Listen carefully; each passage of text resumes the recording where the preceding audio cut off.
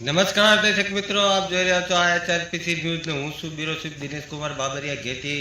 નમસ્કાર દર્શક મિત્રો, નવા વિડીયો સાથે આપ સૌનું હાર્દિક સ્વાગત છે। હું છું સોલંકી દર્શન।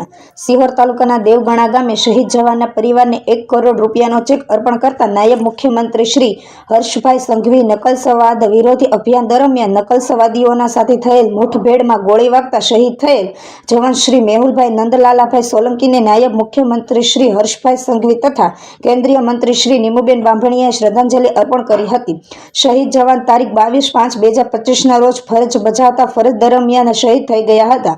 બીજાપુર જિલ્લાના ઉસુર થાણા ક્ષેત્રમાં થયેલ અથડામણ દરમિયાન શ્રી મેહુલભાઈ સોલંકી શહીદ થઈ ગયા હતા। તેઓ મૂળ વતન દેવગણા, તાલુકો સિહોર, જિલ્લો ભાવનગરના રહેવાસી હતા। શહીદ જવાનના માતા શ્રીમતી નાનુબેન નંદલાલાભાઈ સોલંકીને શહીદ પરિવાર પ્રત્યે સરકારની સંવેદનાશીલના પ્રતિકે રૂપિયા 1 કરોડનું ચેક અર્પણ કરવામાં આવ્યો હતો।